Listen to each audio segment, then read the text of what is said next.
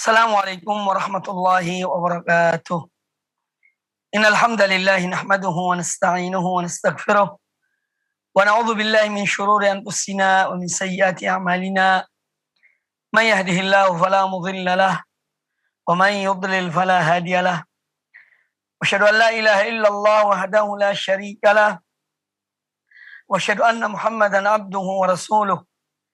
Ya ayyuhalladzina amanu taqullaha haqqa tuqatih ولا تموتن إلا وأنتم مسلمون يا أيها الناس اتقوا ربكم الذي خلقكم من نفس واحدة وخلق منها زوجها وبث منهما رجالا كثيرا ونساء واتقوا الله الذي تساءلون به والأرحام إن الله كان عليكم رقيبا يا أيها الذين آمنوا اتقوا الله وقولوا قولا سديدا يصلح لكم أعمالكم ويغفر لكم ذنوبكم ومن يطع الله ورسوله فقد فاز فوزا عظيما أما بعد فإن أحسن الحديث كتاب الله وخير الهدي هدي محمد صلى الله عليه وآله وسلم وشر الأمور محدثاتها وكل محدثة بدعة وكل بدعة ضلالة وكل ضلالة في النار. Kaum muslimin dan kaum muslimat, para pemirsa dan para pendengar televisi dan radio Roja dimanapun Anda berada, semoga Allah Subhanahu wa taala senantiasa dan terus memberikan rahmat dan karunia-Nya kepada Anda sekalian dan kepada kita semuanya. Alhamdulillah, pada kesempatan yang baik ini kita masih diberi kesehatan oleh Allah Azza wa Jalla untuk saling memberikan manfaat. Kita menuntut ilmu dan mengajarkan ilmu, dan semoga ilmu ini bermanfaat terutama untuk diri saya dan kepada siapa saja yang mendengarkan kajian yang mulia ini, yaitu dari hadis-hadis Nabi sallallahu alaihi wa alihi wasallam. Pembahasan kita dari kitab Riyadhus Shalihin min kalami Sayyidil Mursalin sallallahu alaihi wasallam masih pada kitab Al-Fadail. Pembahasan tentang keutamaan suatu amal. Dan kita telah sampai pada bab al-hath ala suwar wa ayat makhsusah. Bab anjuran untuk membaca surat-surat tertentu dan ayat-ayat tertentu. Dan kita telah bahas pada pertemuan yang lalu tentang atau hadis Uqbah bin Amir radhiyallahu anhu tentang ayat atau dua surat yang diturunkan kepada Nabi sallallahu alaihi wasallam, yang mana dibaca oleh beliau dalam rangka membentengi dirinya dari berbagai macam kejahatan, baik itu syaitan ataupun ain, ya, manusia, dan yang lainnya dari keburukan-keburukan yang bisa saja menimpa seorang hamba. Maka Allah turunkan kepada Nabi sallallahu alaihi wasallam dua surat, yaitu surat Al-Falaq dan surat An-Nas. Setelah turunnya dua surat ini, maka Nabi sallallahu alaihi wasallam dalam ruqyah beliau atau ta'awud, dalam berta'awud mohon perlindungan pada Allah Ta'ala, beliau meninggalkan yang lainnya dan beliau hanya berpegang pada dua surat ini.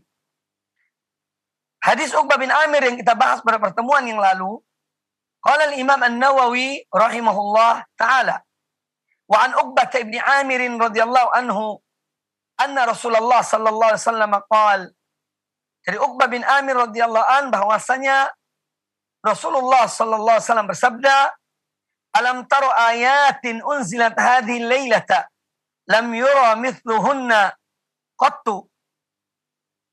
Lam taro, engkau tidak pernah melihat ayat-ayat yang diturunkan pada malam ini, yang mana engkau tidak akan melihat yang seperti dengan ayat-ayat tersebut.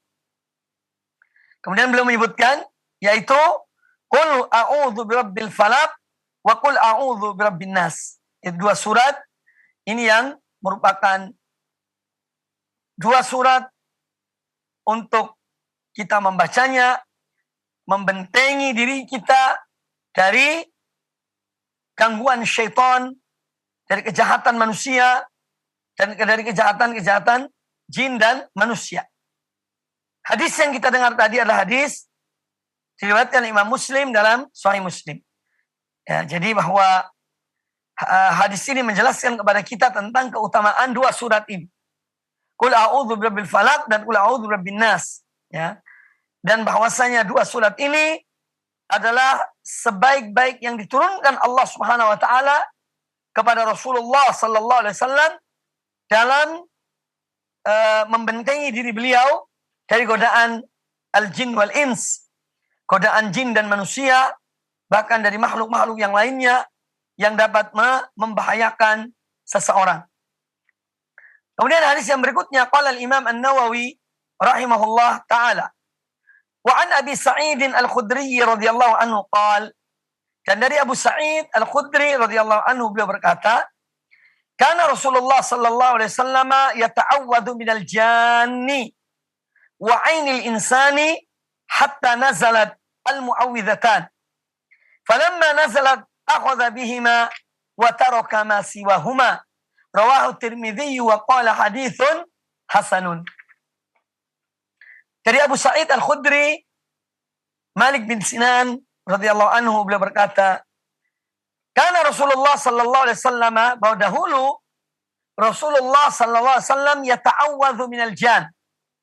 Beliau memohon perlindungan kepada Allah taala dari kejahatan jin, wa ainil insan, dan dari kejahatan atau dari tertimpanya dari ain manusia. Ain itu yaitu pandangan yang dengan kehendak Allah Ta'ala, apabila seorang memandang sesuatu, maka bisa sesuatu itu tertimpa hal yang tidak diinginkan. Ini namanya al-ain. Ya. Ainul insan. Ya. Si beliau minta perlindungan pada Allah Ta'ala, dahulunya dari jin dan dari ain. Hatta nazalat al-mu'awwidhatan. Sampai diturunkannya oleh Allah dua surat ini. Al-mu'awwidhatan, yaitu dua surat ini.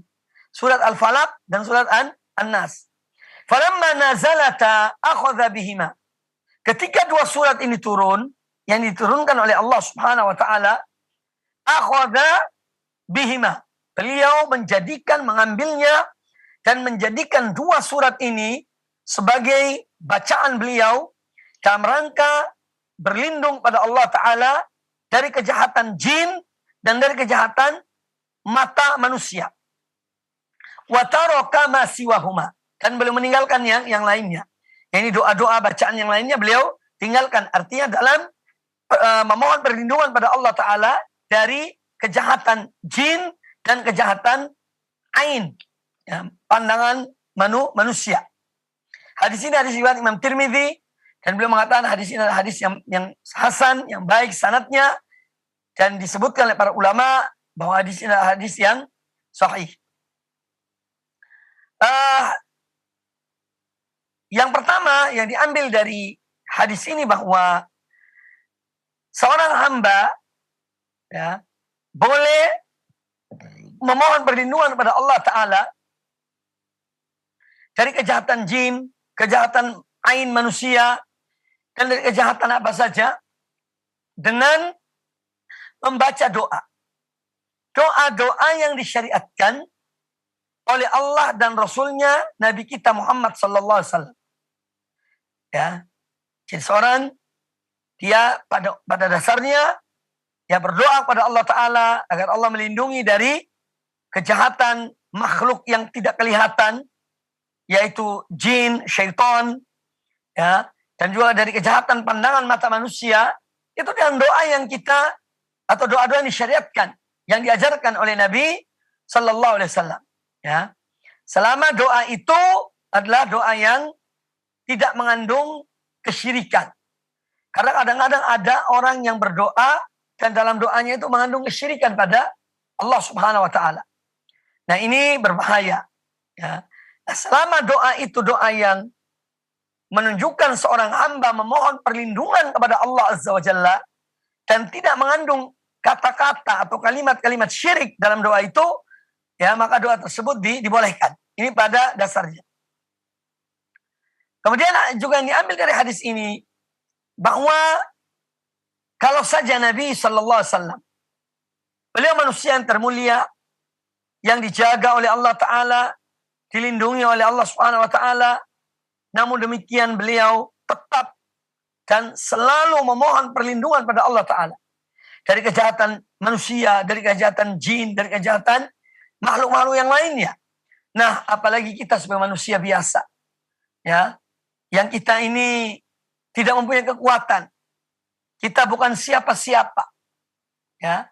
Kalau Nabi Alaihissalam selalu memohon perlindungan pada Allah Ta'ala dari itu semuanya. Nah, apalagi kita sebagai manusia biasa, maka sudah seyogianya kita lebih banyak yang memohon perlindungan pada Allah Azza wa Jalla dari kejahatan jin dan manusia, dari kejahatan pandangan manusia, dari kejahatan makhluk-makhluk Allah yang lainnya. Ya. Ini kita harus selalu mohon pada Allah Subhanahu wa Ta'ala, mohon perlindungan. Karena ini dicontohkan oleh Nabi Sallallahu Alaihi Wasallam. Dicontohkan oleh beliau alaihi salatu wassalam. Padahal beliau seorang yang dilindungi oleh Allah, seorang yang dijaga oleh Allah Subhanahu wa Ta'ala. Ya. Meskipun demikian, beliau terus berdoa kepada Allah Ta'ala, mohon perlindungan pada Allah Subhanahu wa Ta'ala. Kemudian juga pelajaran yang diambil dari hadis ini bahwa dua surat, yaitu Al-Falaq dan An-Nas, Qul a'udzu birabbil falaq min syarri ma khalaq wa min syarri ghasiqin idza waqab wa min syarri naffatsati fil 'uqad wa min syarri hasidin idza hasad. Dan juga surat An-Nas, Qul a'udzu birabbin nas, malikin nas, ilahid nas, min syarril waswasil khannas, alladzi yuwaswisu fi sudurin nas minal jinnati wan nas.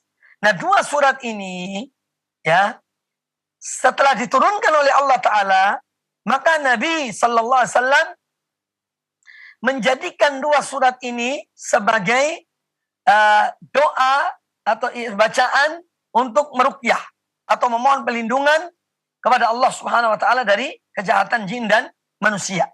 Setelah turunnya dua surat ini. Maka kalaupun seorang dibolehkan, dianjurkan membaca doa-doa yang lain, ya, tetapi kalau belum membaca dua surat ini, maka belum sempurna dalam melindungi diri kita dari godaan atau dari kejahatan jin dan manusia. Makanya Nabi Alaihissalam setelah turun dua surat ini, beliau tinggalkan yang lainnya. Nah, oleh karena itu, para ulama mengatakan, atau sebagian ulama mengatakan, bahwa doa-doa yang lain itu tidak mencukupi kalau tidak dibaca dua surat ini. Tanpa dua surat ini, maka kita dianjurkan ya membaca dua surat ini, ya juga untuk membaca doa-doa yang lainnya. Kemudian hadis ini juga menjelaskan kepada kita tentang apa? Yaitu agar kita selalu dan terus memohon perlindungan pada Allah Azza wa Jalla, siang dan malam. Kita ini tidak tahu, ya, apa yang berlaku di muka bumi ini dari makhluk-makhluk Allah Subhanahu wa Ta'ala. Ya, dari niat-niat mereka, kejahatan mereka, inceran mereka kepada seorang hamba, kita tidak tahu. Ya. Yang mengetahuinya hanya Allah Subhanahu wa Ta'ala. Ya. Yang mengetahuinya hanya Allah Subhanahu wa Ta'ala. Makanya kita mohon perlindungan pada Allah Azza wa Jalla dari kejahatan mereka, dari kejahatan berbagai makhluk, ya, yang menginginkan keburukan bagi kita. Kita mohon perlindungan pada Allah Subhanahu wa Ta'ala. Jadi at-tahassun, membentengi diri kita dengan membaca dua surat ini misalnya, atau juga dengan doa-doa yang lainnya, di antaranya adalah azkar as-sabah wal masa, juga dengan membaca zikir pagi dan petang, kemudian dengan kita menjaga sholat kita, sholat apalagi sholat yang 5 waktu yang diperintahkan oleh Allah Azza wa Jalla. Nah, ini semua insya Allah Ta'ala akan menjadi sebagai benteng bagi kita dari kejahatan-kejahatan yang diniatkan atau dilakukan oleh sebagian dari makhluk-makhluk Allah, entah itu jin atau manusia atau yang lainnya. Kemudian hadis ini menjelaskan kepada kita tentang keutamaan dua surat ini. Fadlu hataini suratain.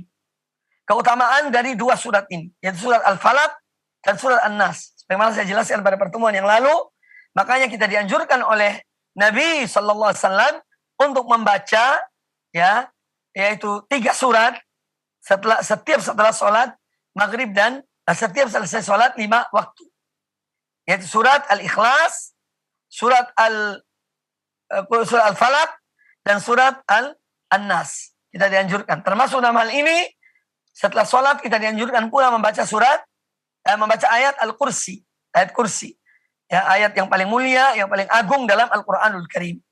Semua ini sebagai bentuk upaya kita untuk memohon perlindungan pada Allah Ta'ala dari kejahatan berbagai makhluk yang jahat, yang menginginkan keburukan bagi kita atau ingin menimpa sesuatu pada diri kita.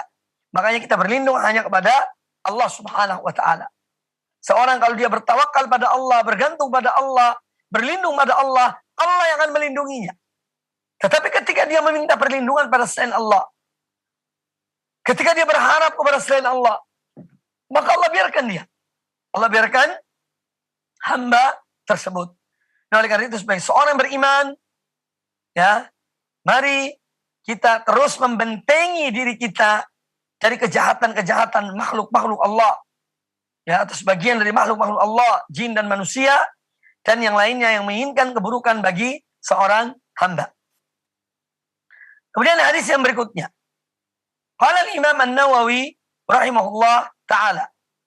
Wa an Abi Hurairah radhiyallahu anhu anna Rasulullah sallallahu alaihi wasallam qaal, dan dari Abu Hurairah radhiyallahu an bahwasanya Rasulullah sallallahu alaihi wasallam bersabda, minal Qur'ani suratun 30 ayatan syafa'at li rajulin hatta ghufira lahu.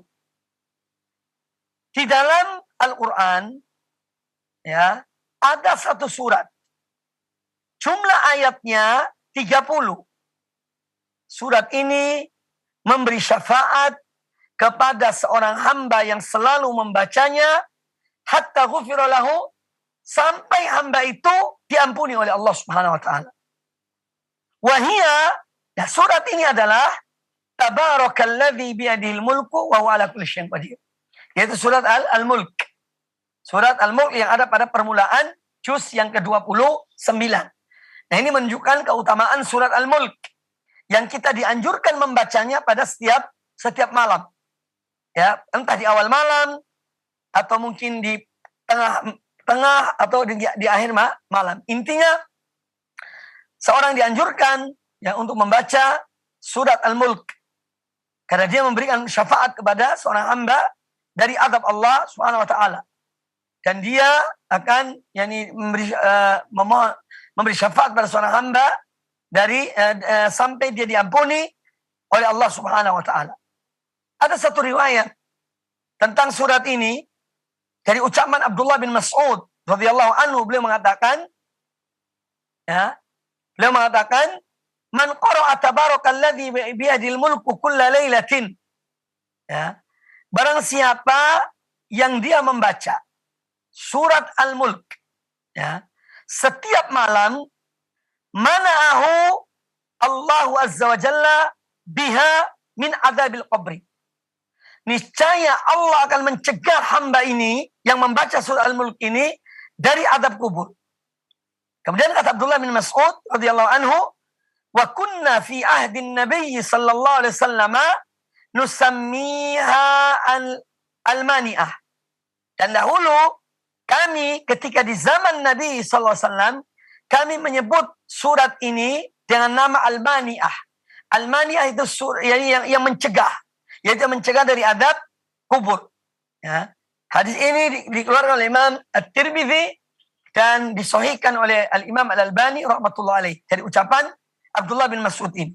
Dan tentu Abdullah bin Mas'ud berbicara tentang surat ini dan keutamaannya bukan dari diri beliau, tetapi dari Nabi sallallahu alaihi wasallam.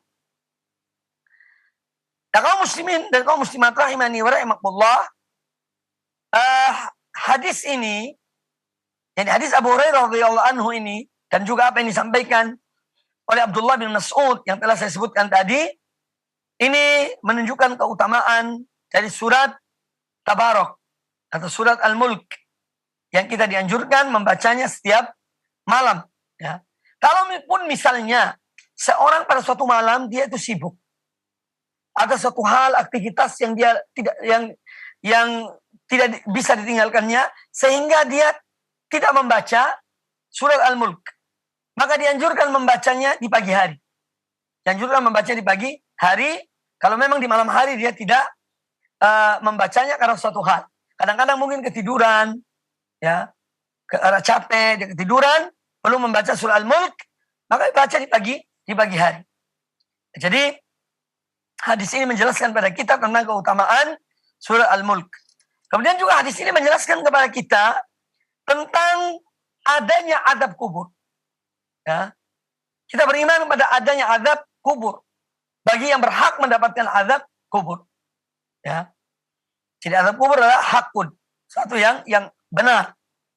Ya, karena ada sebagian kelompok yang menyimpang dari Ahlus Sunnah wal Jamaah, menyimpang dari Quran dan Sunnah Nabi SAW. Mereka mengingkari adanya azab kubur.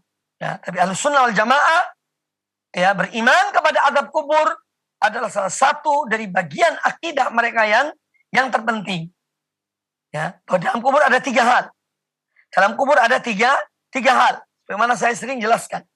Yang pertama adalah fitnatul qabr, yaitu pertanyaan 2 malaikat kepada seorang hamba ketika dia meninggal dan dimasukkan dalam kuburnya. Ya, akan datang 2 malaikat, Munkar dan Nakir. Ya, 2 malaikat yang tidak dikenal oleh orang yang mati ini. Ya, makanya namanya Munkar. Munkar sesuatu yang diingkari, sesuatu yang tidak dikenal. Nakir pun demikian. Artinya sesuatu yang tidak dikenal. Karena memang dia pertama kali datang. 2 malaikat ini kepada orang yang meninggal. Ya. Kemudian ditanya oleh mereka, 2 malaikat ini kepada orang yang meninggal. Ada 3 pertanyaan. Yang pertama, man rabbuka? Siapa Rabbmu? Siapa Tuhanmu? Siapa yang kau sembah di dunia ini ketika hidup? Makanya orang yang beribadah pada Allah Azza wa Jalla, yang taat pada Allah Subhanahu wa taala, yang mentauhidkan Allah Subhanahu wa taala, yang tidak bergantung pada selain Allah, yang tidak merengek kepada selain Allah, dia akan mengatakan bahwa Allah adalah Rabbku. Allah Tuhanku. Allah sembahanku. Ya. Kemudian pertanyaan kedua, wa ma dinuka? Dan apa agamamu? Apa agamamu? Kalau dia seorang muslim, yang dia betul-betul Islam yang baik, dia sebagai seorang muslim yang baik, dia beriman kepada rukun iman, rukun Islam, dan dia mengerjakan kewajiban-kewajiban yang Allah wajibkan kepadanya, ya, maka dia akan mampu menjawab pertanyaan 2 malaikat itu. Bahwa Islam adalah agamanya. Dan Islam yang dimaksud dalam pertanyaan tersebut adalah Islam yang diturunkan kepada Rasulullah Sallallahu Alaihi Wasallam, kepada Nabi kita Muhammad Sallallahu Alaihi Wasallam. Bukan Islam yang dibuat-buat oleh manusia, bukan Islam yang direkayasa oleh manusia, ya, yang terkadang menyimpang dari tuntunan Islam yang sebenarnya. Bukan itu yang ditanya, dan itu tidak akan ditanya.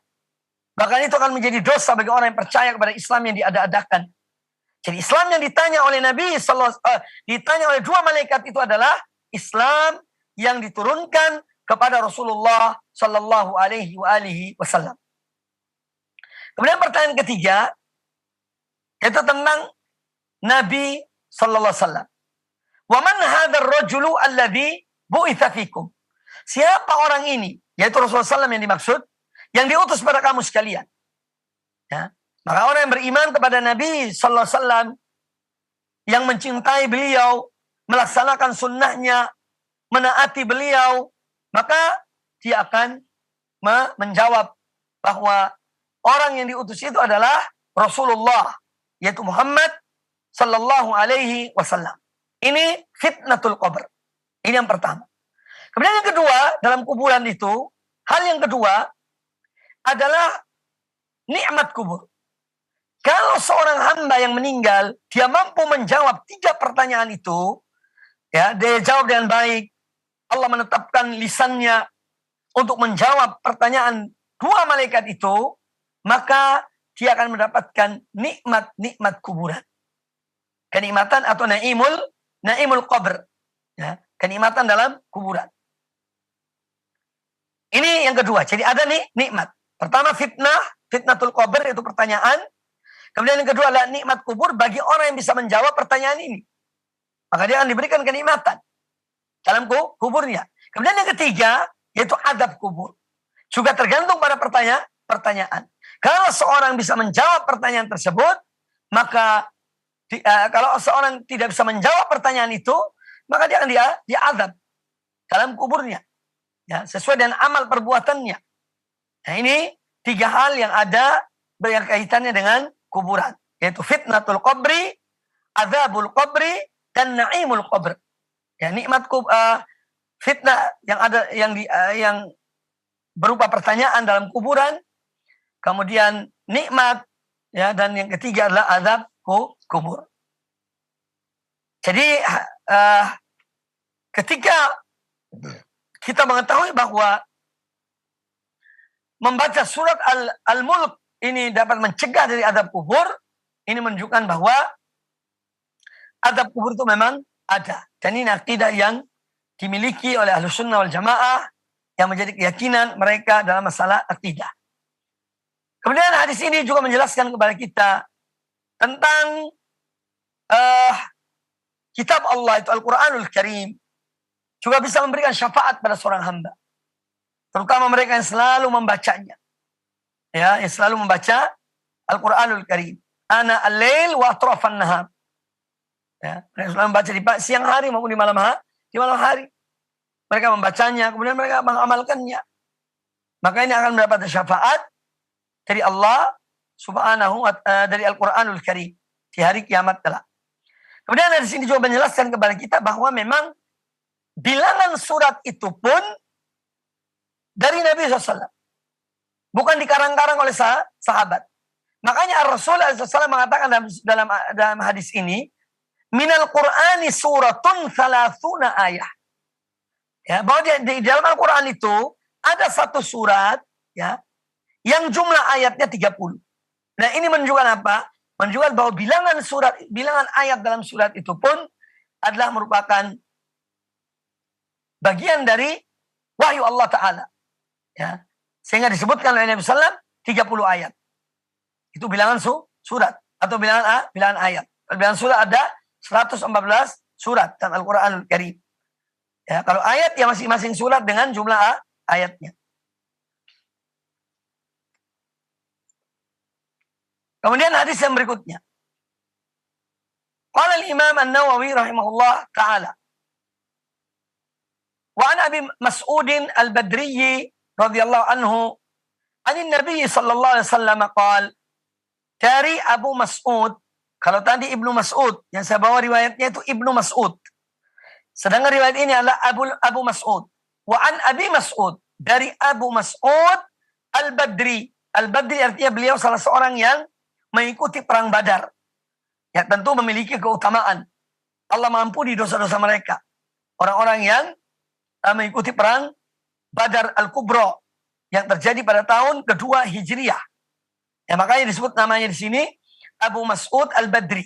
Ini menunjukkan keutamaan mereka. Orang-orang para sahabat ahli Badar yang mereka mengikuti peperangan Badar. Dari Abu Mas'ud al-Badri radhiyallahu anhu, beliau berkata, anin Nabi sallallahu alaihi wasallam qala, dari Nabi sallallahu alaihi wasallam beliau bersabda, man qara'a bil ayataini min akhir suratil Baqarati fi lailatin kafatah. Hadis muttafaqun alaih. Ya, man qara'a bil ayatain. Barang siapa yang membaca dua ayat. Min akhir suratil Baqarah, dua ayat terakhir dari surat yang kedua, yaitu surat Al-Baqarah. Fi lailatin, pada suatu malam, artinya setiap malam dia membaca dua ayat itu, kafatah, niscaya dua ayat ini ya akan melindunginya, dari hal-hal yang dibencinya, dari hal-hal yang tidak menyenangkannya. Ya, ini yang dimaksud dengan hadis ini. Jadi hadis ini menjelaskan kepada kita keutamaan dua ayat terakhir dari surah Al-Baqarah. yaitu amana rasulu bima unzila ilaihi min rabbih wal mu'minun kullun amana billahi wa malaikatihi wa kutubihi wa rusulih la nufarriqu baina ahadin min rusulih wa qalu sami'na wa ata'na ghufranaka rabbana wa ilaikal masir. La yukallifullahu nafsan illa wus'aha laha ma kasabat wa 'alaiha maktasabat. Rabbana la tu'akhidhna in nasina aw akhtana. Rabbana wa la tahmil 'alaina isran kama hamaltahu 'alal ladzina min qablina. Rabbana wa la tuhammilna ma la taqata lana bih wa'fu 'anna waghfir lana warhamna anta maulana fansurna 'alal qaumil kafirin. Itu dua ayat terakhir dari surat Al-Baqarah. Kalau seorang membaca pada setiap malam, maka Allah melindunginya dari berbagai keburukan. Nah, ini kita dianjurkan membacanya. Ya. Setiap mungkin akan tidur, atau mungkin setelah maghrib, dia sholat maghrib, dia baca. Karena dua ayat ini termasuk bacaan-bacaan di malam hari. Oleh karena itu sebagian ulama memasukkan hadis ini dalam salah satu dari bacaan sebelum tidur. Ya, tetapi pada hakikatnya tidak mengapa seorang membacanya misalnya sebelum dia tidur. Artinya setelah sholat maghrib atau setelah sholat isya, dia membaca dua ayat tersebut. Ya. Dan maknanya apabila dilihat, ya, terjemahan dari dua ayat ini yang memiliki tentu keutamaan, ya, makna yang demikian mulianya, ya, yang menunjukkan keutamaan dari dua ayat tersebut. Yaitu seorang mohon perlindungan pada Allah Subhanahu wa taala. Mohon kemenangan dari Allah Subhanahu wa taala. Jadi hadis ini menjelaskan kepada kita tentang keutamaan dua ayat terakhir dari surat Al-Baqarah. Kemudian bahwa dua ayat dari surat Al-Baqarah ini kalau dibaca di malam hari maka akan melindungi seorang yang membacanya dari kejahatan, keburukan, dan dari godaan syaitan. Ya. Karena syaitan ingin selalu ikut aktivitas seorang hamba. Ketika dia makan, syaitan ingin nimbrung dalam makan. Ketika dia tidur, juga demikian. Syaitan ingin nimbrung bersama orang itu, tidur bareng. Makanya kita disuruh ya untuk membaca yakni bismillah pada setiap akan mengerjakan sesuatu. Kita dianjurkan memperbanyak ta'awud, mohon perlindungan pada Allah dari kejahatan syaitan. Ini semua dalam rangka menjaga diri kita, membentengi diri kita dari makhluk yang kita tidak melihatnya, yaitu syaitan. Dia melihat kita tapi kita tidak melihat mereka, itu para syaitan. Kemudian hadis yang berikutnya. Qala al-Imam An-Nawawi rahimahullah ta'ala. Wa an Abi Hurairah radhiyallahu anhu anna Rasulullah sallallahu alaihi wasallam qala. Dari Abu Hurairah radhiyallahu anhu. Beliau berkata bahwasanya Rasulullah sallallahu alaihi wasallam bersabda, "La taj'alu buyutakum maqabira." La taj'alu buyutakum maqabira. Janganlah kalian menjadikan rumah-rumah kalian itu ibarat kuburan. Inna syaitana yanfiru minal baiti alladhi tuqra'u fihi suratul Baqarah. Sesungguhnya syaitan itu akan lari menjauh dari rumah yang dibacakan padanya surat Al-Baqarah. Hadis ini hadis sahih riwayat Imam Muslim di dalam Sahih Muslim. Nah, hadis ini menjelaskan kepada kita tentang tidak bolehnya kita menjadikan rumah kita seperti kuburan. Apa arti kuburan? Ya, kuburan itu yang orang seperti orang mati. Apa ada orang mati baca Quran? Ya. Seorang kalau sudah meninggal ya sudah selesai. Dan ini juga sebagai dalil yang menunjukkan bahwa ya memang tidak ada baca Quran di kuburan. Ya. Tidak ada baca Quran di kuburan. Baca Quran di rumah. Ya. Supaya syaitan lari dari rumah kita. Ya. Adapun kita ketika ziarah kubur, kita mendoakan. mendoakan orang yang telah meninggal. Yang doa-doa yang diajarkan oleh Nabi SAW ketika ziarah kubur. Nah, maka Nabi SAW mengatakan, jangan kalian jadikan rumah-rumah kalian seperti kuburan. Artinya yang tidak dibacakan Quran atau ibarat orang mati. Ya. Karena apa? Inna syaitan, kemudian beliau mengarahkan kita. Sesungguhnya syaitan itu yanfiru. Yanfiru artinya dia berpaling, dia lari, ya, menjauh. Minal baitil ladzi tuqra'u fihi suratul Baqarah. Dari rumah yang dibaca padanya surat Al-Baqarah. Jadi membaca Quran ini adalah sesuatu yang mulia.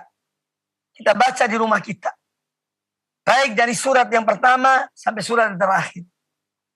Namun hadis ini tentu memberikan penjelasan kepada kita tentang keutamaan surat Al-Baqarah. Ya. Keutamaan surat Al-Baqarah. Karena memang judul bab ini adalah tentang keutamaan sebagian surat atau sebagian ayat-ayat Al-Qur'anul Karim.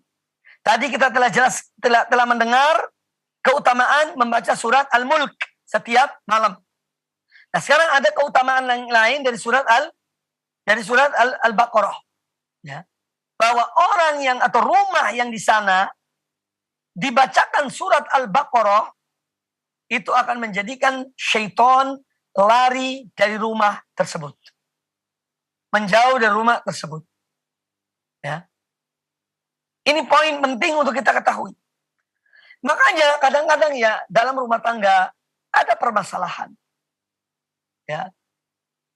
Dalam rumah tangga ada kadang-kadang ketidakcocokan. Ya, antara suami dan istri. Atau antara orang tua dengan anak-anak mereka. Ya.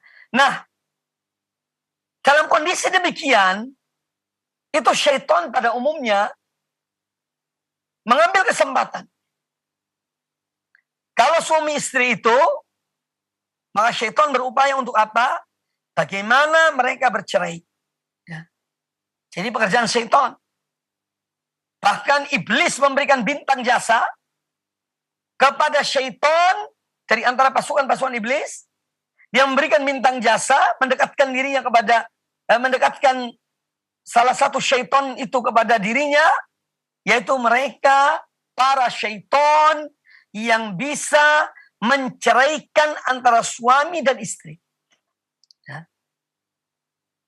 Kalau syaitan itu bisa menceraikan suami dan istri, maka ketika dia lapor, yang sudah berhasil menceraikan antara suami dan istri, dia kembali kepada panglimanya, yaitu iblis. Dia melaporkan ya, bahwa saya tidak meninggalkan dua suami istri ini kecuali setelah mereka bercerai. Wah, itu langsung dirangkul. Iblis langsung merangkul syaitan yang berhasil itu. Berhasil dalam menceraikan suami dan istri. Kemudian didudukkan di tempatnya, di dekatnya. Menjadi orang-orang yang dekat dengan iblis. Nah, maka dari itu, misalnya suatu saat, ya memang kita dianjurkan membaca dan sering membaca surah Al-Baqarah di rumah kita itu. Apalagi dalam hal-hal yang terjadi misalnya yang dapat menyebabkan perceraian, yang dapat menyebabkan keributan, ya, maka baca surat ini. Walaupun tidak hanya itu, kita dianjurkan membacanya di saat-saatnya, setiap saat. Dalam arti sering membaca surat ini. Ya. Surah Al-Baqarah. Karena syaitan lari dari rumah yang dibacakan surah Al-Baqarah. Nah, hadis ini menjelaskan pada kita tentang keutamaan surah Al-Baqarah.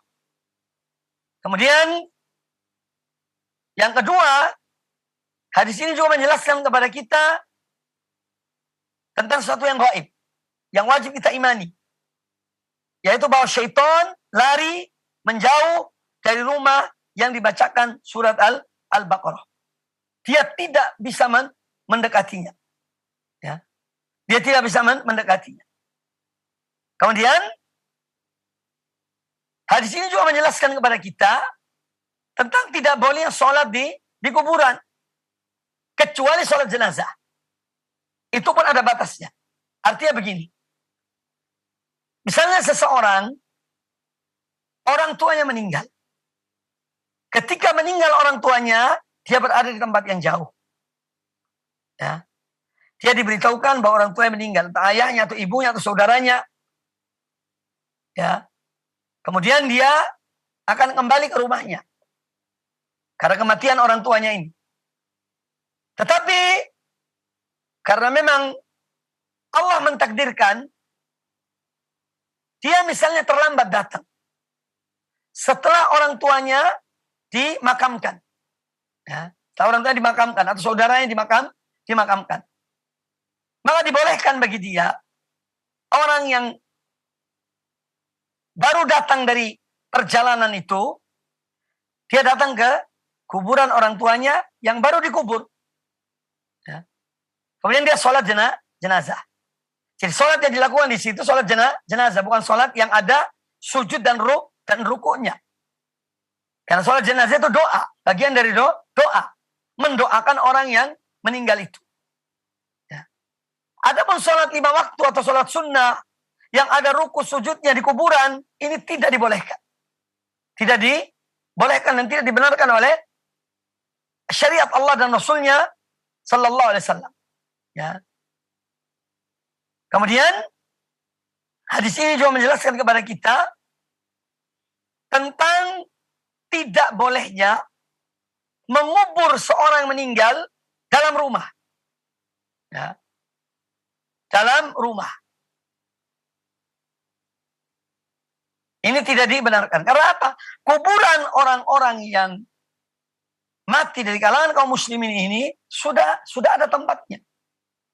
Maka kuburkan di kuburan kaum muslimin. Karena begini, ada sebagian orang yang mereka itu berwasiat. Kalau aku meninggal, kubur di rumahku. Atau di samping rumahku. Biar kalian dekat dengan aku. Kadang-kadang begitu. Karena kejahilannya. Karena kebodohannya. Juga yang menerima wasiat itu, karena kejahilannya, kebodohannya, menganggap ini wasiat yang tidak boleh ditinggalkan.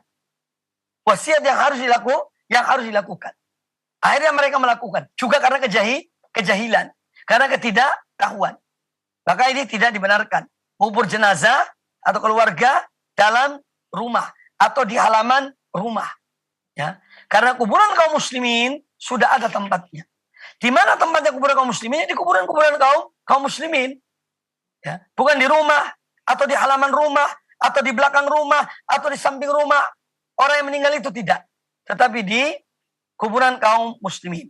Meskipun orang itu memberi wasiat. Nah ini penting, poin penting. Meskipun orang yang meninggal itu sebelum meninggal, dia wasiatkan kepada anaknya atau sanak familinya. Kalau aku meninggal, kuburkan aku di samping rumah.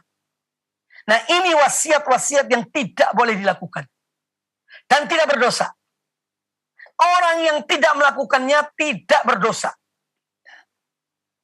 Ya. Orang yang tidak melakukan wasiat ini tidak berdosa.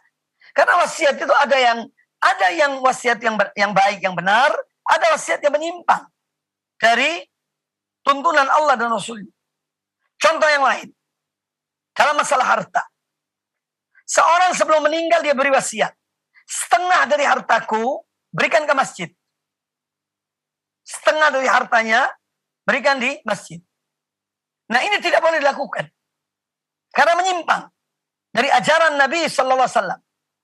Karena kata Nabi Sallallahu Alaihi Wasallam, wasiat itu hanya maksimal 1/3 harta. Tidak boleh lebih dari 1/3. Kalau kurang dari 1/3, itu malah lebih bagus. Wasiat harta itu. Nah, oleh karena itu wasiat seperti ini, yang orang itu mewasiatkan, kalau aku meninggal, setengah dari hartaku berikan ke masjid, berikan ke anak yatim dan seterusnya. Ini wasiat yang tidak boleh dilakukan. Ya. Yang dilakukan hanya yang boleh, yaitu 1/3 dari hartanya diambil untuk diwasiatkan. Adapun yang 2/3 itu untuk ahli waris. Jadi tidak semua wasiat itu bisa dikerjakan. Tidak semua wasiat itu boleh dilakukan. Kalau sesuai ketentuan Allah dan Rasulnya, lakukan wasiat itu. Tetapi kalau menyimpang dari ajaran Allah dan Rasulnya, maka tidak boleh dilakukan. Ada seorang bangun masjid. Kemudian dia berpesan, nanti kalau aku meninggal, kuburkan aku di tempat imamah, ya, dalam masjid. Ya. Ini wasiat yang tidak boleh dilakukan. Karena masjid bukan tempat kuburan. Masjid adalah tempat ibadah pada Allah Subhanahu wa ta'ala. Nah, ini hal-hal yang patut kita ketahui. Baik. Hadis yang berikutnya.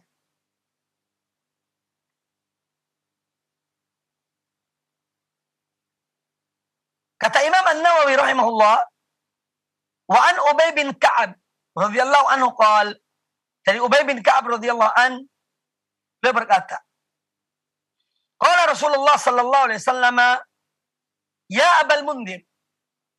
Abul Mundhir ini nama panggilan atau kunyah dari Ubay bin Ka'ab.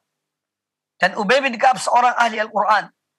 Ya, beliau diangkat oleh Umar bin Khattab radhiyallahu an menjadi imam tarawih misalnya di Masjid Nabawi. Ya Abul Mundhir, wahai Abul Mundhir, atadri ayu ayatin min kitabillahi ma'aka a'zam?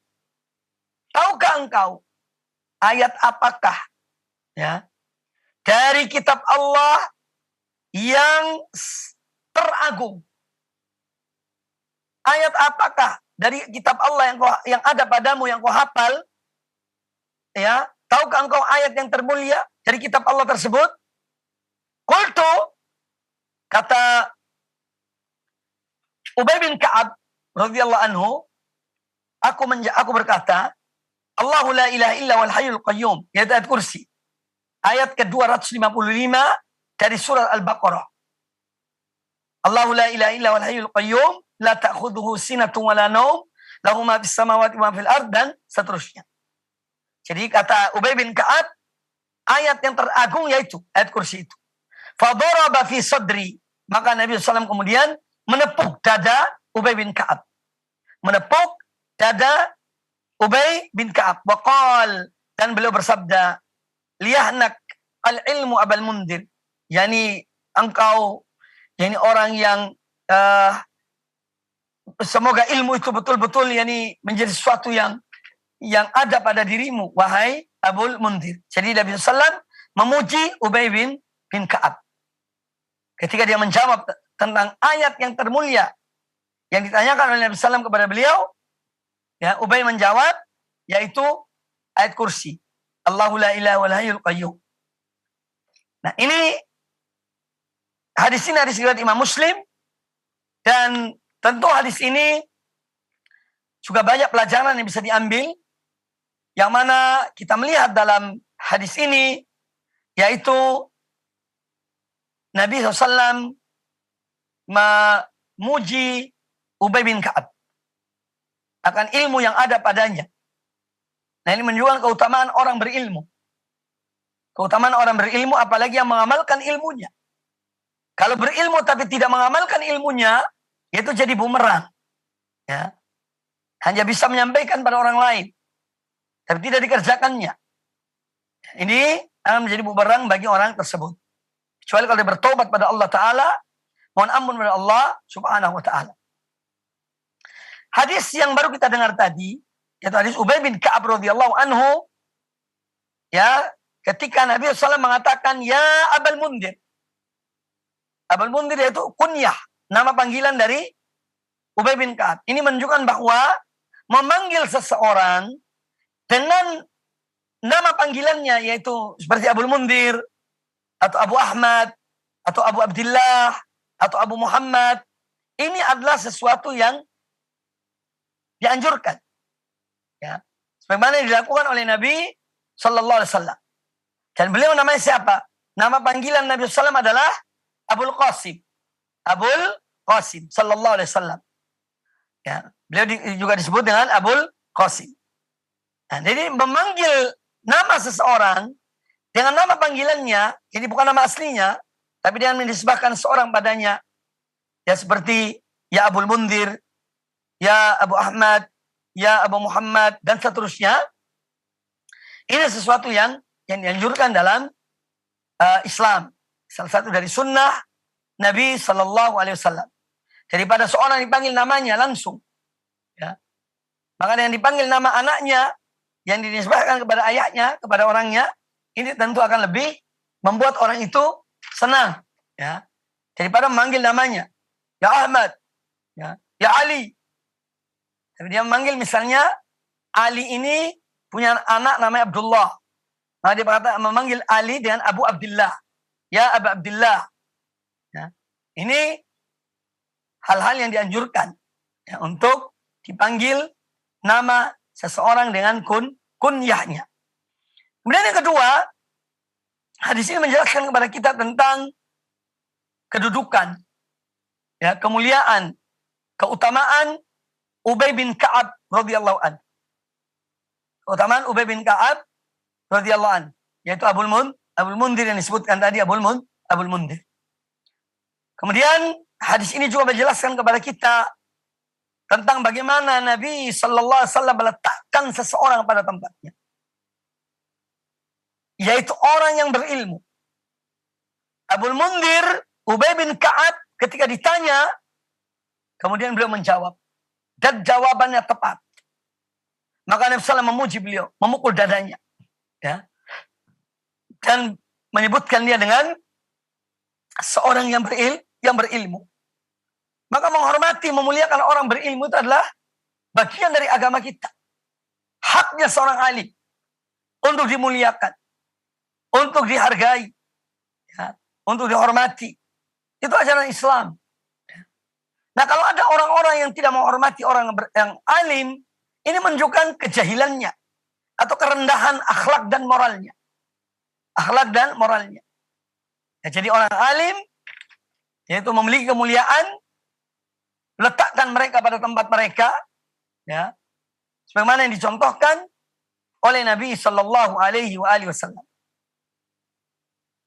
Kemudian juga hadis ini menjelaskan kepada kita tentang bolehnya seorang alim bertanya kepada orang alim yang lain tentang sesuatu untuk, yakni, meneguhkan apa yang ada pada ilmu yang ada pada orang tersebut.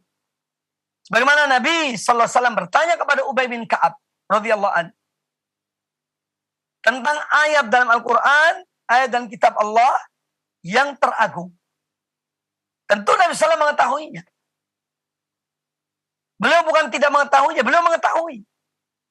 Tetapi beliau menanyakan hal itu kepada Ubay bin Ka'ab yang juga seorang yang alim, ya, dari sahabat Nabi SAW, untuk meneguhkan, membenarkan apa yang dijawab oleh Ubay tersebut.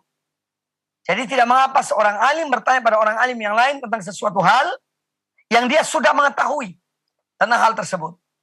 Hanya sekedar untuk meneguhkannya, untuk menguatkan ilmu orang tersebut. Ini bagian yang dibolehkan dalam menuntut ilmu atau di kalangan para ulama, para ahli ilmu. Kemudian di sini menjelaskan kepada kita tentang bolehnya memuji seseorang di depannya. Tetapi dengan catatan, selama orang itu tidak terfitnah oleh pujian tersebut. Karena ada hadis melarang.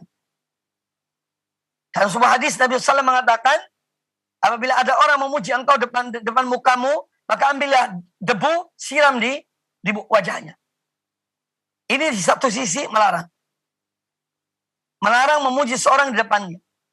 Sedangkan dalam hadis ini, Nabi SAW memuji Ubay bin Ka'ab, ya, tentang ilmu yang ada padanya.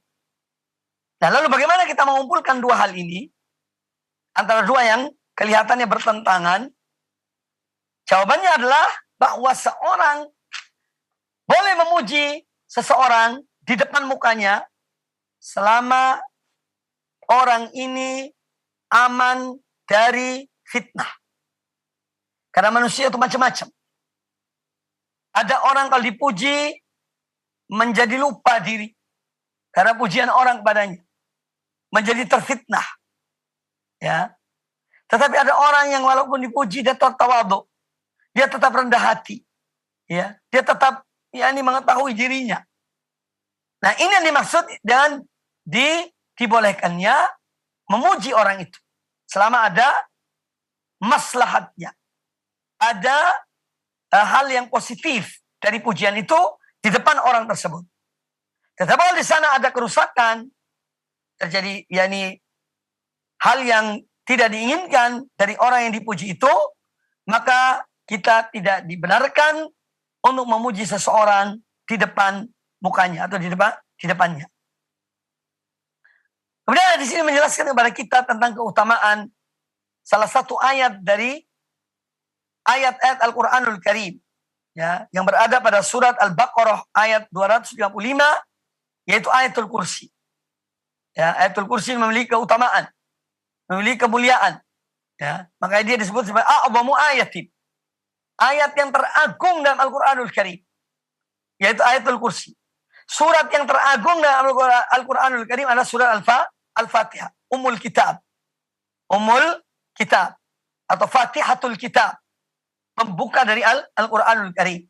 Ini surat yang termulia, teragung dalam Al-Qur'anul Karim. Adapun ayat yang teragung dalam Al-Qur'anul Karim adalah ayatul kursi. Makanya kita dianjurkan membacanya sebelum tidur, membacanya ketika selesai sholat 5 waktu, ya, kita membaca ayat kursi, membacanya pada waktu zikir pagi dan petang, ya. Ini menunjukkan keutamaan dari ayat Al-Kursi. Kemudian hadis ini menjelaskan pula kepada kita atau memberikan pelajaran kepada kita tentang mengetahui fadilah Al-Quran atau surat-surat Al-Quranul Karim atau ayat-ayat Al-Quranul Karim itu bersumber dari hadis-hadis Nabi Sallallahu Alaihi Wasallam, bukan dari kepala seseorang. Ya. Karena ada sebagian manusia menulis keutamaan, kemuliaan suatu surat, padahal tidak ada dasarnya, tidak ada landasannya, atau kalaupun ada lemah hadisnya, tidak bisa dijadikan dalil. Ya, maka kita mengambil ilmu tentang keutamaan surat-surat Al-Quran atau ayat-ayat Al-Quranul Karim itu berdasarkan hadis-hadis yang sahih dari Nabi Sallallahu Alaihi Wasallam, bukan dari hadis-hadis yang dhaif, bukan dari hadis-hadis yang lemah. Bahkan kadang-kadang ada hadis maudhu, hadis palsu, menjelaskan tentang keutamaan dalam surat-surat Al-Quranul Karim. Sama halnya dengan adanya kitab-kitab yang menunjukkan keutamaan Asmaul Husna yang dibuat oleh sebagian orang. Barang siapa membaca nama ini sekian kali akan begini dan begitu. Barang siapa yang mengucapkan nama ini ya sekian ratus kali misalnya, maka dia akan ini begini dan begitu. Ini semua tidak ada landasannya. Dibuat oleh manusia. Kemudian diperjualbelikan. Maka mari kita mengambil ilmu dari sumber aslinya. Ya. Karena satu amalan yang dilakukan dengan ilmu yang benar, ada landasannya, ada dasarnya, kemudian dilakukan dan ikhlas karena Allah Ta'ala, maka ini amalnya diterima. Tapi kalau seorang mengarang, kadang-kadang mimpi, ya, aku bermimpi bahwa Nabi SAW datang mengajarkan suatu bacaan, ya, kemudian dijadikan itu sebagai hadis, dan yang mimpi itu seakan-akan sahabat Nabi. Dan ini jelas adalah suatu kebatilan. Suatu kebatilan. Ya. Jadi ajaran syariat Allah ini sudah selesai. Sudah disempurnakan oleh Allah Subhanahu wa Ta'ala. Dalam surat Al-Ma'idah ayat ketiga. Al-yawma akmaltu lakum dinakum wa atmamtu alaikum ni'mati wa raditu lakumul Islam madina. Pada hari ini telah kusempurnakan bagi kalian agama kalian dan telah kucukupkan bagi kalian nikmatku dan aku ridho Islam sebagai agama kalian. Ya. Maka dengan wafatnya Nabi SAW, Islam sudah sempurna. Ya. Adapun hal-hal yang berupa mimpi, ketemu beliau, kemudian ada ajaran-ajaran dari beliau, tidak bisa dijadikan syariat. Ya. Tidak bisa dijadikan syariat atau amalan. Ya. Tetapi amalan itu dari Nabi SAW ketika beliau hidup, bukan dalam mimpi. Nah, ini yang harus kita pahami. Itulah syariat Allah dan Rasulnya Sallallahu Alaihi Wasallam. Kemudian di sini juga menjelaskan kepada kita tentang hubungan yang baik antara seorang alim dengan seorang penuntut ilmu. Yang ini bagian dari ajaran Allah dan Rasulnya Sallallahu Alaihi Wasallam. Jangan diremehkan, jangan digampangkan. Ya. Jangan diremehkan, jangan digampangkan. Ilmu akan berkah bagi seseorang tatkala dia mengetahui tentang orang yang mengajarkan ilmu kepadanya. Walaupun satu huruf, walaupun sedikit, maka jangan pernah seorang meremehkan gurunya atau seorang alim yang dia menuntut ilmu, mengambil ilmu darinya. Ya. Ilmunya tidak akan berkah kalau demikian. Ya. Ilmunya tidak akan bermanfaat. Seorang penuntut ilmu yang dia kemudian mengata-ngatai gurunya, memaki gurunya, ini tidak mungkin berkah ilmunya. Tidak akan berkah. Ya, oleh karena itu, mari kita memberikan pada setiap yang berhak akan haknya. Berikan pada setiap yang berhak akan haknya. Ya, orang tua kita punya hak. Ayah kita, ibu kita, ya, termasuk guru kita, punya hak. Ya, berikan yang berhak akan haknya. Kalau kita memang mengerti agama ini, maka amalkan apa yang disabdakan oleh Nabi SAW. A'ti kulladhi haqqin haqqahu. Dari ucapan Salman Al-Farisi. Yang dibenarkan oleh Nabi SAW. Berikan pada setiap yang berhak akan haknya. Berikan setiap yang berhak akan haknya. Kalau kita melakukan kita yang bermanfaat, kita mendapat barokah, mendapat fadilah. Kalau kita tidak mengamalkannya, ya cuma dampaknya kena pada diri kita. Ya. Nah, ini di antara adab-adab yang harus dan patut kita memperhatikannya, mencermatinya dalam hubungan interaksi, dalam hubungan kita dengan mereka yang memiliki hak. Berikan pada setiap yang berhak akan haknya. Para pemirsa, para pendengar rahimani wa rahimakumullah, setelah ini ada sebuah hadis yang panjang, ya, dan saya kira hadis ini insya Allah kita akan membacanya dan menjelaskannya pada pertemuan yang akan datang, yaitu tentang atau kisah tentang Abu Hurairah radhiyallahu anhu, yang mana Nabi sallallahu alaihi wasallam memberikan kepada beliau tugas untuk menjaga zakat di malam hari. Kemudian ada orang yang datang dalam bentuk ini manusia, dia mengambil, mencuri dari zakat itu. Maka ditegur oleh Abu Hurairah, ditangkap, tegur. Kata orang itu, saya ini punya keluarga, punya tanggungan, aku orang yang miskin, ya. Jadi lepaskanlah aku. Maka dilepaskan oleh Abu Hurairah. Kemudian malam berikutnya datang lagi sampai 3 malam. Nah, nanti ini kita akan baca pada pertemuan yang akan datang insyaallah taala, dan ternyata yang datang itu adalah syaitan yang datang kepada Abu Hurairah. Ya. Dari apa yang kita pelajari pada kesempatan yang baik ini, yang pertama bahwa al-ain itu memang ada. Ain, pandangan seseorang yang bisa menimpakan sesuatu pada orang yang dipandangnya. Ya. Makanya kita kalau melihat sesuatu, mengagumi sesuatu, yang kita lihat misalnya, apalah sesuatu yang kita kagumi pada diri seseorang misalnya, hendaknya kita membaca Masya Allah. Ya, menyebut nama Allah. Ya, Masya Allah. Ya, Tabarak Allah. Supaya apa? Tidak terkena ain dari apa yang kita lihat itu. Jadi al-ain itu adalah al-isabatu bil aini. Seorang tertimpa sesuatu karena pandangan orang lain kepada orang itu. Ya. Dan ini adalah merupakan sesuatu yang nyata dan bagian dari takdir Allah Subhanahu wa taala. Dia tidak akan menimpa kecuali dengan takdir Allah. Ya. Jadi al-ain tidak akan menimpa seorang kecuali dengan takdir Allah Subhanahu wa taala. Makanya Nabi SAW di sini setelah turunnya 2 surat, Qul a'udzu birabbil falaq dan Qul a'udzu birabbin nas, ya, beliau selalu membacanya untuk melindungi diri dari kejahatan jin atau syaitan dan dari al-ain. Dari keburukan al-ain, pandangan orang kepada seseorang.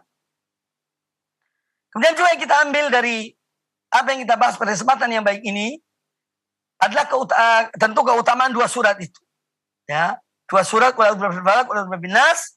Kemudian juga keutamaan surat Al-Mulk yang dia sebagai pencegah seseorang dari azab kubur. Dan dianjurkan membacanya setiap malam. Dianjurkan membacanya pada setiap malam. Itu surat Al-Mulk. Jumlah ayatnya ada 30 ayat. Ya. Kemudian juga keutamaan membaca surat Al-Baqarah di rumah kita. Supaya syaitan lari, ya, dari rumah kita. Jauh dari rumah kita. Sering-seringlah membaca surat Al-Baqarah. Ini menunjukkan keutamaan surat Al-Baqarah. Kemudian jadikan rumah kita seperti kuburan. Tidak pernah ada bacaan Quran di rumah kita. Siang malam sibuk terus. Sibuk dengan pekerjaan, sibuk dengan dunia, sibuk dengan istri dan anak, sibuk dengan harta. Sampai-sampai rumahnya tidak pernah terdengar bacaan Al-Quran. Jangan sampai demikian. Ya. Jangan sampai kita jadikan rumah kita seperti kuburan. Ya. Tapi jadikan rumah itu rumahnya orang yang hidup. Ada penghuninya di dalamnya. Mereka membaca Al-Quranul Karim. Salah satunya adalah membaca surah Al-Baqarah. Supaya syaitan lari menjauh dari rumah tersebut. Kemudian juga dari yang kita bahas pada hari ini menjelaskan keutamaan 3 ayat dalam Al-Quran dalam surat Al-Baqarah. Ya. Yang pertama 2 ayat terakhir surat Al-Baqarah. Kalau dibaca di malam hari, maka seorang hamba akan dilindungi oleh Allah dari berbagai keburukan. 2 ayat surat Al-Baqarah yang terakhir. Ya. Kemudian keutamaan surat ayatul kursi. Ayat 255 dari surat Al-Baqarah. Ya, ini juga memiliki keutamaan, ya, dapat melindungi seorang dari kejahatan syaitan. Nanti akan kita bahas hadisnya pada kesempatan yang akan datang insyaallah taala. Kemudian bahwa ilmu kita ambil dari sumbernya. Islam ini bersumber dari wahyu Allah. Bersumber dari Rasulullah sallallahu alaihi wasallam. Ya, maka ambillah ilmu dari sumbernya. Jangan kita ambil ilmu dari yang bukan sumbernya. Salah mengambil, salah penerapan, maka amal itu akan tertolak. Tapi kalau kita mengambilnya dan kita menerapkannya secara benar, sesuai dengan tuntunan Allah dan Rasulnya, kemudian kita kerjakan dan ikhlas, maka insya Allah amal kita diterima oleh Allah Subhanahu wa Ta'ala. Ya. Itu pentingnya ilmu. Ada kajian, mendatangi majelis-majelis ilmu yang mengajarkan Quran dan Sunnah dan pemahaman yang benar, bukan dengan hawa nafsu. Ya, karena ada orang juga mengajarkan ilmu tapi yang diikuti hawa nafsunya. Ayat ditakwilkan sesuai hawa nafsunya. Hadis ditakwilkan sesuai hawa nafsunya. Perkataan ulama ditakwilkan sesuai hawa nafsunya. Kalau cocok dengan hawa nafsunya dipakai, ya. Dipakai. Kalau tidak cocok dengan hawa nafsunya, ya, dia membuangnya. Naudzubillah, naudzubillah min dzalik. Ya. Ini adalah seburuk-buruknya orang. Ya. Yang menjadikan ayat Quran dan hadis Nabi SAW mengikuti hawa nafsunya. Naudzubillah. Ya. Jangan ambil ilmu dari orang-orang seperti ini. Ya. Yang mentakwilkan, mengartikan, menggiring ayat dan hadis dan perkataan para ulama untuk kepentingan pribadi, untuk hawa nafsu, untuk syahwatnya. Naudzubillah. Hati-hati. Ya. Kita menuntut ilmu dari orang yang menghendaki kebaikan untuk diri kita. Dia ingin menyelamatkan kita dan ikhlas karena Allah Ta'ala. Ya. Itu tempatnya kita menuntut ilmu. Orang berilmu dan menginginkan kebaikan bagi kita. Dia inginkan kebaikan. Dia cinta kepada kita karena Allah. Kalau kita keliru diingatkan dengan cara yang baik. Kalau kita benar diberikan sugesti untuk melanjutkan yang benar itu. Ya. Itulah orang-orang mukhlisin yang ikhlas karena Allah Ta'ala dalam mereka mengajarkan ilmu. Makanya mereka diberi kemuliaan oleh Allah Ta'ala.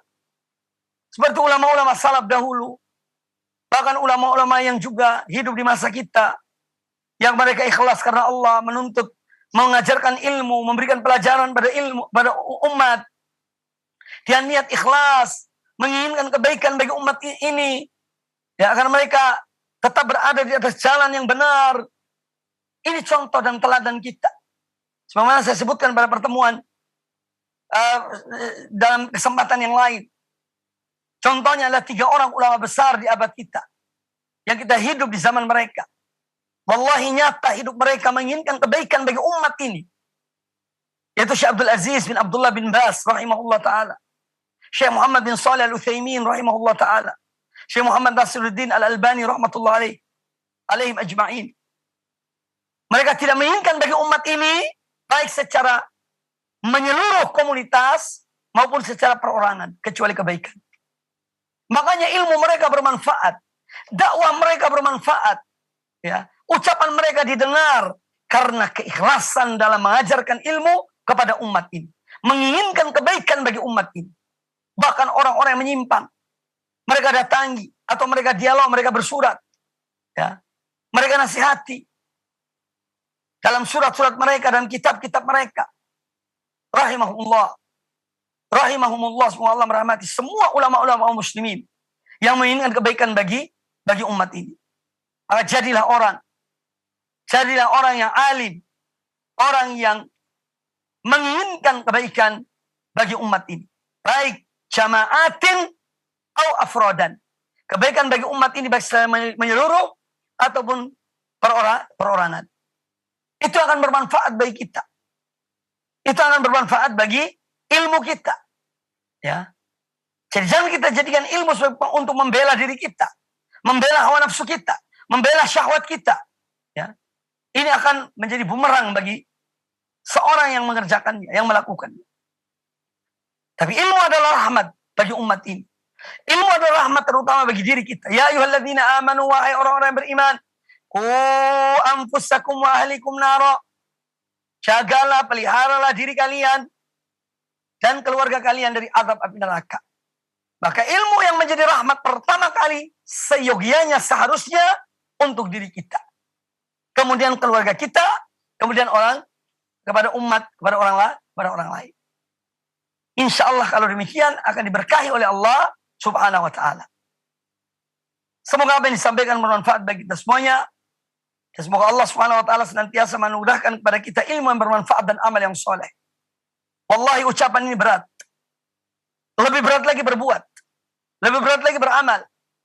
Maka semoga Allah berikan taufik pada kita untuk mengamalkan ilmu yang kita miliki. Untuk mengamalkan ilmu yang kita miliki. Semoga kita diberikan taufik, kekuatan oleh Allah Ta'ala. Dan kita mohon perlindungan pada Allah Ta'ala.